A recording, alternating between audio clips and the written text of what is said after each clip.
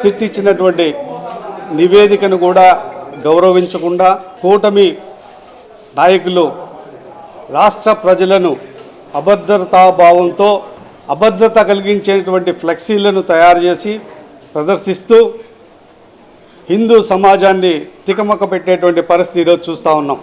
వివిధ మాధ్యమాలలో సోషల్ మీడియాలలో వార్తా కథనాలు వచ్చినా కూడా కూటమి నేతలు అవాకులు చవాకులు పేల్చడం, హిందూ సమాజాన్ని కన్ఫ్యూజ్ చేయడం ఇది మంచి పద్ధతి కాదు.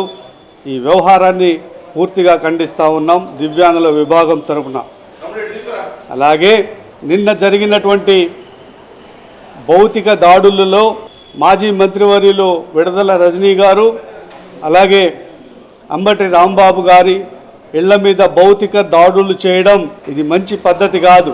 ఈ రాష్ట్ర ప్రజలకు యువతకు ఏమని మెసేజ్ పంపుతున్నారు?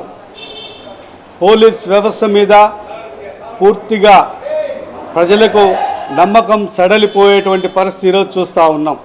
అటువంటి తరుణంలో మా దివ్యాంగుల విభాగంలో చెడబుట్టినటువంటి మాజీ కార్పొరేషన్ చైర్మన్ గోనుగుంట్ల కోటేశ్వరరావు నిన్న జరిగినటువంటి సంఘటనలో దివ్యాంగుల సమాజం తల దించుకునేలా నోటికొచ్చినట్లు బూతులు మాట్లాడుతూ వ్యక్తిగత దూషణలు చేస్తూ ప్రవర్తించడం దివ్యాంగుల విభాగం తరపున ఖండిస్తూ ఉన్నాం. వైఎస్ జగన్మోహన్ రెడ్డి నాయకత్వంలో దివ్యాంగుల విభాగం ఈ రాష్ట్ర వ్యాప్తంగా పనిచేస్తుందంటే మా నాయకుడి యొక్క నిబద్ధత, మా నాయకుడు మాకు నేర్పించినటువంటి ఆకాశమంత సహనం, భూదేవంత ఓర్పు, ధర్మరాజంత త్యాగశీలి.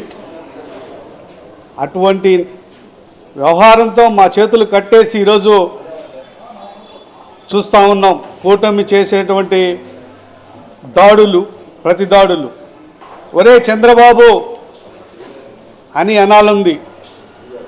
నీలాంటి సంస్కారవంతుడు హీనమైన స్థితిలో నేను లేను.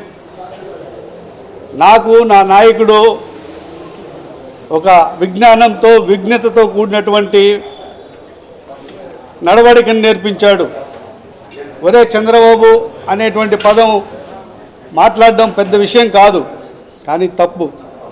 ఒక రాష్ట్ర ముఖ్యమంత్రిని స్థాయిని మించి మాట్లాడడం తప్పు. కాబట్టి ఆ పదాన్ని వెనక్కి తీసుకుంటూ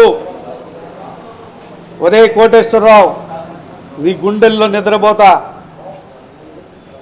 నీ మాటలు చేష్టలు ఊరికి అడ్డంగా బలిసావురా.